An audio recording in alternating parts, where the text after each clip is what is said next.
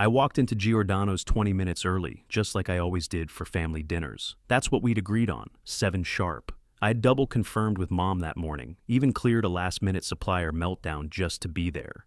The hostess looked confused when I said the Beckett party. "They're already seated," she said, glancing at her screen. "Long table, back left." Already seated? I turned the corner, and there they were, 13 of them. Big table, 2 wine bottles already empty. Dessert plates scattered, everyone laughing like they'd just wrapped up a Thanksgiving feast. I stood there for a second, just watching. Beth was scraping the last of a tiramisu off her plate. Dad leaned back, patting his stomach like he just finished a buffet. My uncle raised a fork like he was making a toast. That's when Mom spotted me. She gave a little wave like I was the waiter. "Oh, Jason, you made it." Before we go further, quick note, before listening, share which city or country you're watching from.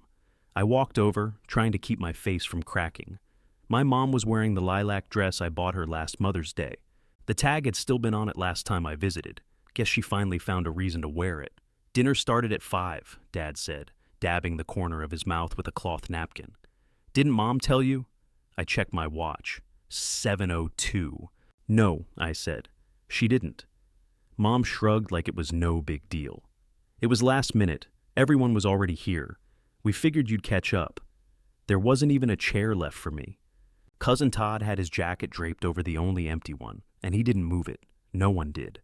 I stood there, heat rising up the back of my neck, trying not to lose it in front of a room full of people who clearly didn't give a damn whether I showed or not. Then Mom reached into her purse and pulled out the bill. She held it out to me with a smile like she was handing me a birthday card. "Since you missed dinner, you can cover the whole thing, right?" The receipt said $1,643. I stared at it. Then I stared at her. Nobody said a word. They just watched.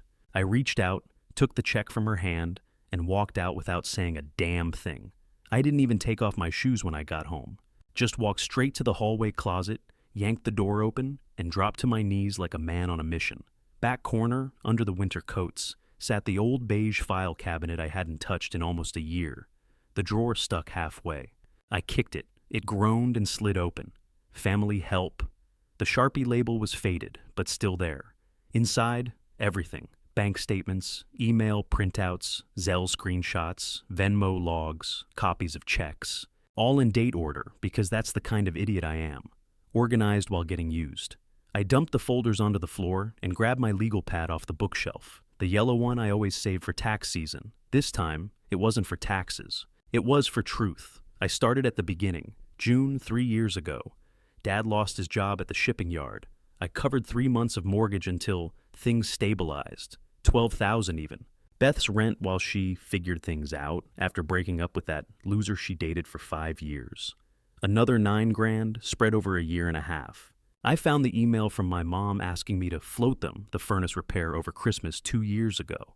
2,800, followed by the text asking for help with property taxes. 3,600. That was the rhythm. Cash, silence, then the next crisis. A busted transmission, a one-time medical bill for Uncle Pete's dental surgery. Plane tickets to Florida when Grandpa was sick. Only I didn't go on that trip either. I ran the numbers, line by line, carefully. Like I was doing books for a client. $42,716.39. I circled it, hard. My hands were shaking. I pulled up my Vanguard account on my phone. The screen loaded, slow as hell. Balance, 14,112. I'm 39 years old, living in a rental with laminate floors that bubble when it rains. I drive a 10-year-old Nissan with a cracked taillight. And I've got coworkers 5 years younger than me, taking ski trips and putting down payments on houses. And I've been out here playing backup parent to a grown-ass family. I flipped to the next folder and found something I'd completely forgotten about. An Expedia confirmation.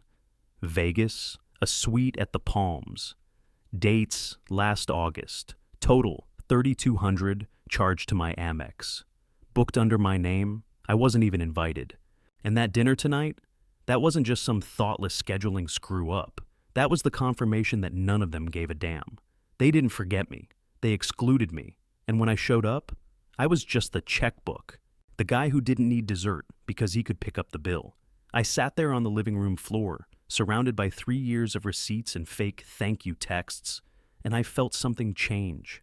I wasn't just pissed, I was done. The kind of done you can't come back from. I pulled the receipts into a fresh folder, labeled it in all caps, Family Debt Records. I slid it into a drawer by itself, next to my passport and birth certificate. This wasn't just emotional anymore. This was evidence. The next folder I pulled out was one I hadn't touched since 2021. Career. Inside was a rough retirement plan I drafted with my old financial advisor before he left the firm. There was a note scribbled in the margin, goal by 40, 75K savings. I laughed. Not because it was funny, because it was so far off. It felt like fiction. I'd been in the red, helping people who didn't even bother to tell me dinner started 2 hours early. They called it love. I called it robbery with a smile. I shoved the career folder back in, slammed the drawer shut, and stood up. My legs were stiff from kneeling. My back ached from the way I'd been hunched. But I felt wide awake, like I'd finally snapped out of a coma I didn't know I was in. I took the pad, ripped the top sheet off, 42,016.39s, and taped it to the fridge, right next to the grocery list. Then I opened my laptop, clicked New Document, and typed Personal Recovery Plan. And I didn't stop typing until I had the first 5 steps written out. I stared at the words on my laptop and let them sink in. Then I opened my banking app and started cutting ties. First went the auto transfers. Every month, $200 to mom and dad's joint account, set up when dad lost his job. Gone. Then $300 to Beth's Wells Fargo checking. Canceled with one click. Next, I logged into Amex. My jaw clenched as I hovered over the authorized user section.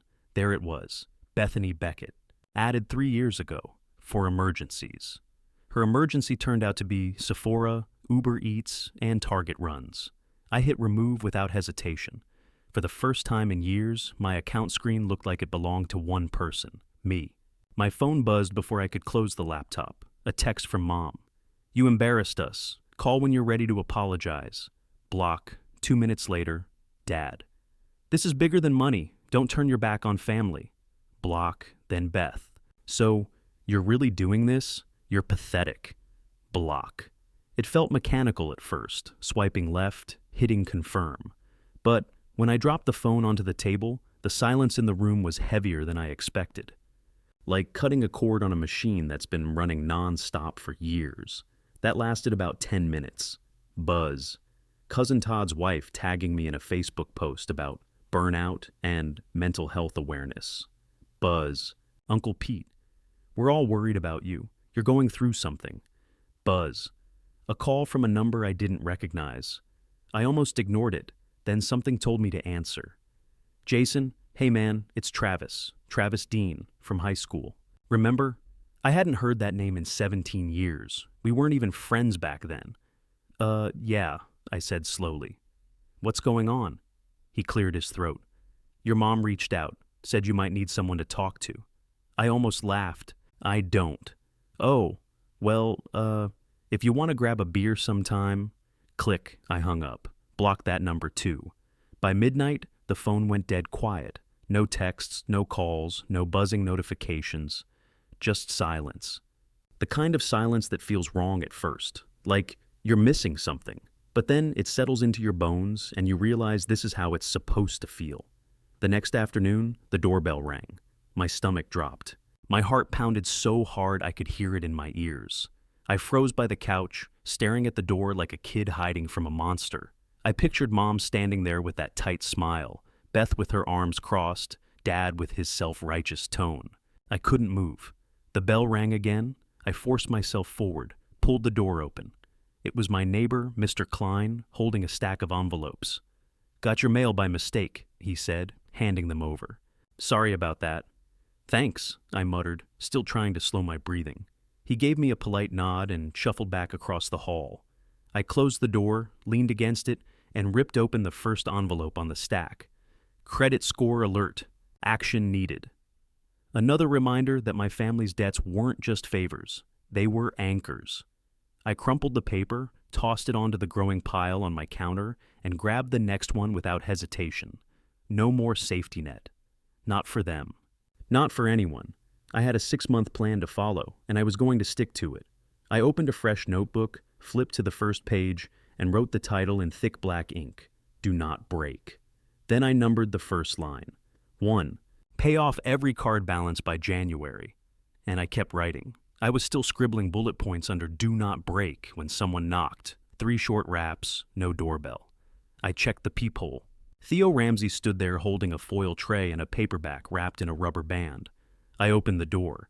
"You look like shit," he said, stepping inside. "Appreciate that." He dropped the lasagna on the counter and handed me the book. Atomic Habits. "I mentioned this once," I said, flipping it over. 3 years ago, drunk off boxed wine at that cabin upstate." "Jesus, you remember that?"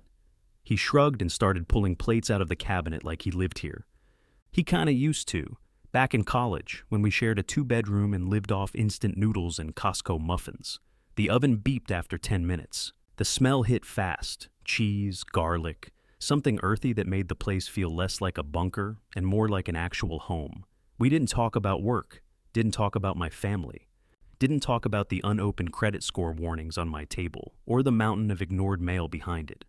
We talked about stupid stuff. His intern who misspelled subpoena 6 times in one draft. A guy in court who called the judge bro. His neighbor's cat that somehow unlocked their ring cam. Halfway through a second serving, he hit me with one I didn't expect. "Remember Professor Laird?" I blinked. "The one with the suspenders?" Theo grinned. He asked me freshman year what my 5-year plan was. I said, "Get through college without a DUI." He said, "Aim higher." I snorted. "You still aiming higher?" He nodded. "Every day." And just like that, I laughed. Not a fake one, not forced or bitter. A real, from the gut kind of laugh that caught me off guard. I didn't realize how long it had been since I heard myself sound like that.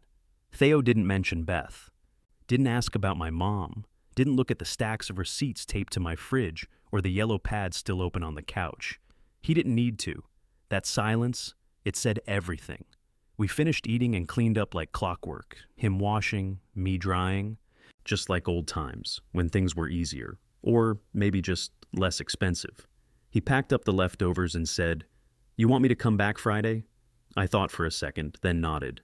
"Yeah, just don't bring salad, I'm not there yet." He smirked. Noted. He left without saying anything else. No pep talk, no questions. Just a solid pat on the back before he shut the door behind him. I stood in the quiet for a long minute.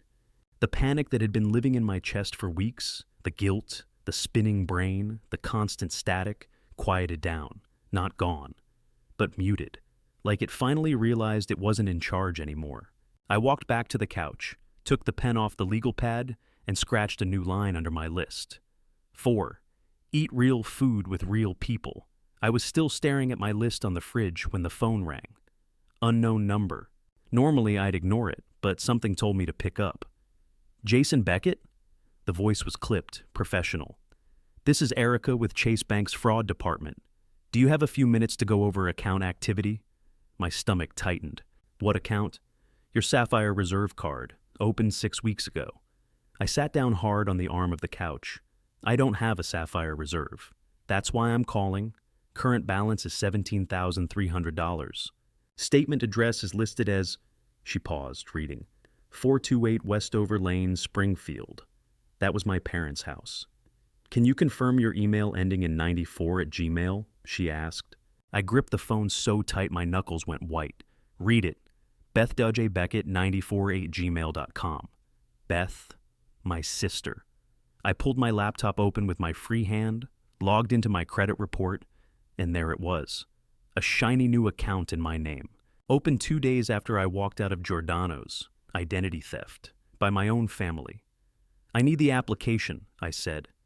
My voice didn't even shake. It was flat, cold. Erica hesitated. "We can provide copies if you submit an affidavit. I'll email the forms right now." "Do it." We ended the call, and I just sat there for a beat, staring at the wall, not yelling, not pacing, just cold. I dialed Theo. He picked up on the second ring. "What's up?" "They opened a credit card, in my name, 17 grand. Silence on the line. Then, "I'm coming over." Less than 30 minutes later, he was at my table with his laptop open. We spread everything out, emails, statements, screenshots. Chase had already sent me the application PDF. There it was in black and white. My name, my social security number, my birthday. The handwriting on the signature line wasn't mine. Theo leaned over my shoulder. She didn't even try to disguise it. Sloppy as hell. I clicked into the shipping history. New MacBook, designer clothes, luggage, half of it delivered straight to my parents' house. Dad's name popped up twice as the signed recipient. He had accepted the packages. He knew. I sat back, rubbed my eyes, and muttered, "Mom knew too." Theo looked at me. "You sure? Come on, there's no way that much stuff was showing up without her noticing." He didn't argue. He didn't need to.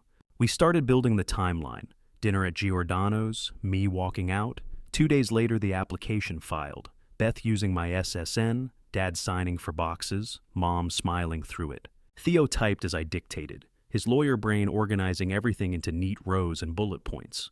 By the end of the night, we had a demand letter drafted. Pay the balance in full within 45 days or I file charges. When the draft was done, he looked at me. "You're calm. Too calm." I met his eyes. "Rage is loud. I don't need loud. I need steady." He nodded once, like he understood. From that moment on, I recorded every call. Chase, the credit bureau, even my landlord when I asked about freezing my info. I logged every timestamp, saved every PDF, labeled every folder. No more chaos. No more begging people to act right. This wasn't about emotions anymore. This was evidence. And evidence meant I was going to win. Theo drove. I held the folder, heavy with printouts, timelines, screenshots. On top, the forged credit card application. Under it, the shipping receipts, the signed delivery logs, the statements. Every lie laid out in order. Theo kept both hands on the wheel. "You good?" "Cold," I said. "Good comes later." We pulled up to the house I grew up in. Same fake shutters, same cracked driveway.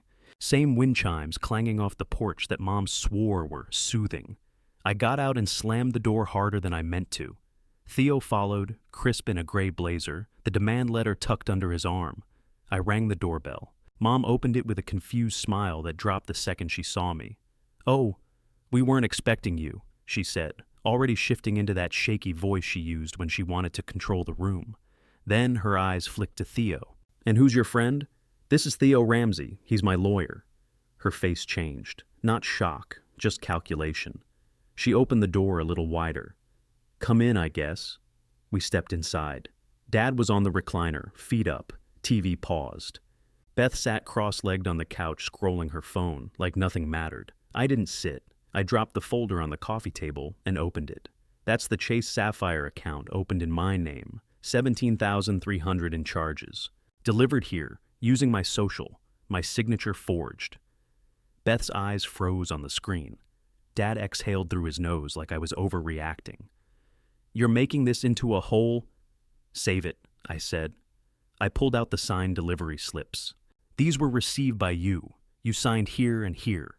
He opened his mouth. I hit play on the voice memo. "You said, and I quote, 'It was for the good of the family.'" His jaw tightened. The silence stretched. Theo placed the letter on the table and slid it forward. "This is a formal demand. The balance must be paid in full within 45 days. Otherwise, we file federal charges for identity theft, wire fraud, and credit abuse. The statute of limitations won't save you. The evidence is airtight." Beth stood up so fast the remote clattered to the floor. "You're gonna ruin everything over this?" "I didn't ruin anything," I said. "You did." Mom started crying, her hand shaking as she reached for the letter. "Jason, please. We never meant. This wasn't—" "You knew," I snapped. "Stuff kept showing up at your house with my name on it. You said nothing." Dad stood now, face red. "We were surviving. It wasn't some scheme." Theo cut him off. "Intent doesn't change the law. You used his identity. That's a felony." Beth paced, gripping her hair. "You're being insane. You're gonna send your own family to prison?" I looked her dead in the eye. "I'm giving you 45 days not to." She stopped moving. Mom tried again, voice cracking. "We raised you. We did everything for you. You can't treat us like this." "Like this?" I held up the forged application and let it fall back onto the table. "This is what you think I owe you?" No one answered. Theo handed me back the folder and stood. That's all we needed to say. I turned and walked out. didn't look back, didn't flinch when Mom sobbed or when Dad cursed under his breath, or when Beth threw something at the wall behind us. We got in the car. Theo started the engine. I stared straight ahead. My hands didn't shake. My heart didn't race. I felt clean. "Still cold?" Theo asked. "Colder," I said. "Good comes later." And we drove off. Theo dropped me off that night, said to keep him posted, and didn't push for a recap. I appreciated that. My hands didn't stop buzzing until I hit the shower, and even then, it took hot water and 2 Advils just to unclench my jaw.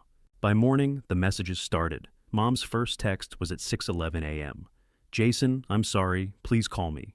Then, at 6:47, "You're blowing this out of proportion. We didn't think it would hurt you."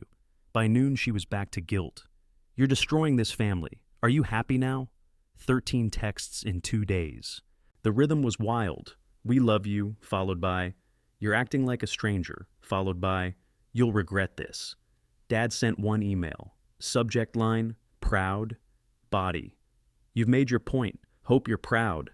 You've taken a hammer to the people who raised you." No signature. No love, Dad. Beth's came through on day 3. Just a screenshot of a declined auto loan and the message, "Hope you're happy. I can't even lease a damn Honda because of you." I didn't respond. Not once.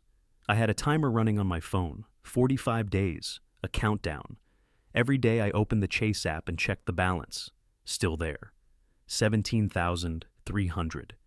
I didn't say a word to Theo until day 43, when the Venmo notification lit up my screen. $17,300 from Richard B. Memo line. This ends it. Dad didn't call, didn't email, just paid it off like he was settling a bar tab. I paid the card down in full that afternoon. Then I closed the account, shredded the paperwork, and archived every file.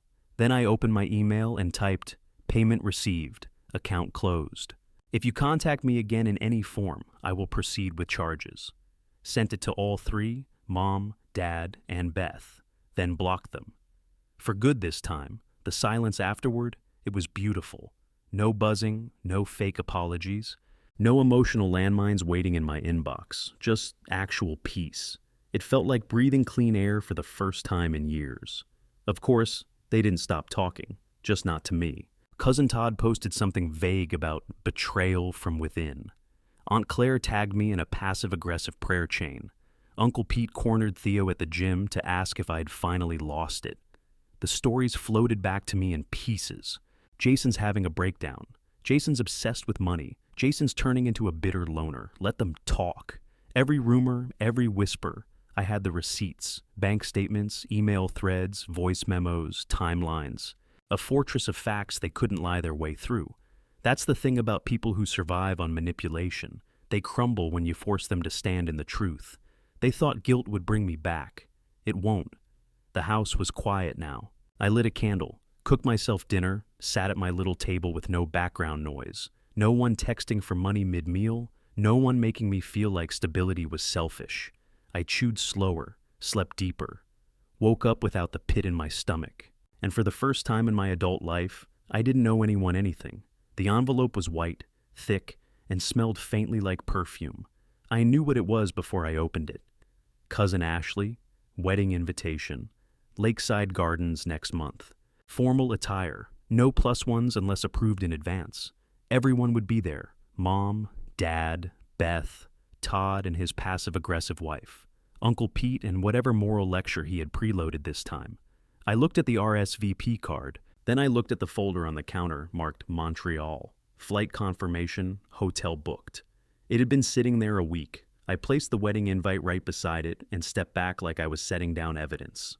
The old me would have bought a $300 Le Creuset baking dish off the registry, ironed a dress shirt I hated, and gone alone to eat cold fish while people whispered about me at table 9. The new me? I poured a drink and walked away. Next morning at work, my boss called me into her office. I assumed it was about the quarterly close, maybe something I forgot to sign off on. Instead, she slid a folder across her desk. "Senior staff accountant," she said. "We've been watching your work. It's time." I opened the folder. Bigger title, bigger salary. A small corner of me waited for someone to say, "Just kidding." No one did. That night, I updated my budget spreadsheet and deleted the column marked family support. Then I raised the emergency fund cap, because now I had one. A week later, I stayed late to help a junior accountant, Zoe, clean up a payroll error she didn't even cause. After we finished, she lingered, fidgeting with her bracelet. "You ever feel like you can't say no to your family?" she asked. "Even when it's screwing up your whole life?" I didn't answer right away. I looked her dead in the eye. "You can love people," I said, "and still protect your future from them." She stared at me like it was the first time anyone had ever said it out loud. Then she nodded. "Thank you." It hit me later, on the drive home, how simple it was to speak truth when you finally stopped lying to yourself. I wasn't bitter. I wasn't broken. I wasn't spiraling like they wanted to believe. And healing didn't look like a wedding RSVP. It looked like mileage points and foreign currency and walking down a cobblestone street in another country where nobody knew my last name. The next morning, I tossed the invitation into the paper tray next to the recycling bin. It slipped between an old Amazon box and a magazine I never subscribed to. Saturday night, I opened the door to Theo holding a six-pack and a lemon pie like it was a peace offering. "Didn't want to risk lasagna again," he said. Behind him came Rachel, Kenny, and Marissa, friends I hadn't seen in months, not because they vanished, but because I'd been buried under everyone else's fires. They brought wine, chips, playlists, real laughter. Not one of them asked for a favor. Not a ride to the airport, not money for a surprise vet bill, not a last-minute crash pad. We ordered Thai, ate straight from the containers, sat around the table like we didn't have clocks to check or roles to perform. Kenny brought up his latest trip to Arizona, then Marissa started planning a group getaway. Everyone tossed out ideas: Maine in the fall, Colorado in spring, Montreal in winter. No one asked who was paying. We toasted over plastic cups of cheap Cabernet. "To peace," Theo said. "And boundaries," Rachel added. That hit hard. I raised my glass without a word. Something heavy in my chest loosened. I cleaned up after they left, music still playing low in the background. My place smelled like curry and old beer, and I didn't mind one bit. I sat on the couch and opened Zillow, not just for fun this time. I filtered for 2-bedroom homes with a small yard, no HOAs, close to work. Credit was clean now. So were my savings. The idea didn't scare me anymore. It felt earned. Monday morning, I was helping Zoe go over her loan paperwork during lunch break. She kept second-guessing herself. Said her brother wanted her to co-sign something sketchy. She looked like she hadn't slept in days. I walked her through the documents, explained the terms, what to watch out for, what she could say instead of yes. "You ever feel like saying no makes you the villain?" she asked. "All the time," I said. "But sometimes being the villain is just what they call you when you finally start protecting yourself." Her face relaxed. She exhaled like she'd been holding it in all morning. Right then, my phone buzzed. Subject: family responsibility. "Please read. From Mom." I stared at it. Didn't even blink. Didn't open it. Didn't read a word. I hit delete, dropped the phone face down, and kept helping Zoe. Because whatever it said, whatever lecture or guilt trip or Hail Mary plea she'd written, I already knew the ending. The past wasn't forgotten, but it didn't own me anymore. 6 months after that dinner, I sat in a quiet cafe on the east side. Black coffee in one hand, real estate listings in the other. A little 2-bedroom bungalow, edge of town, brick siding, decent yard. Nothing fancy, but the bones were good. No shared walls, no shared space, no shared debt. Asking price was doable. I'd saved enough. I'd run the numbers 10 different ways. And this time, the math was for me. I thumbed the screen, heart beating steady. Not fast, not anxious, just real. The guilt still crept in now and then. The second-guessing, too. Those little voices saying, maybe they needed you. Maybe you could have handled it differently. But the volume had dropped. And it stayed quiet longer. A new email pinged at the top of my inbox. Subject: final wedding, head count reminder, cousin Ashley. I opened it, scrolled past the seating chart instructions, and clicked RSVP, not attending, then archived the message without blinking. The phone rang as I was folding the printout of the bungalow's specs. Theo. "You ready?" he said. "Yeah, Montreal's not going to eat itself." "Pack gloves," he said. "You get cold easy." I laughed. That was one time. Still whining about it 3 years later. We picked a weekend. He'd drive, I'd book the Airbnb. No strings, no pressure, just clean air and city streets I hadn't walked yet. When I hung up, I didn't rush to the next task. I just sat there, still holding the listing, watching people pass by the window. It was fall now. Crisp air, jackets, couples walking dogs, kids hopping cracks in the sidewalk. I felt grounded. No invisible thread pulling me back to a house full of noise and need. There was no apology coming, not from Mom, not from Dad, not from Beth. And honestly, I didn't need one. Apologies didn't fix stolen credit, or years of being treated like the emergency fund with a face. I didn't need closure, I needed space. And I'd bought it, step by step.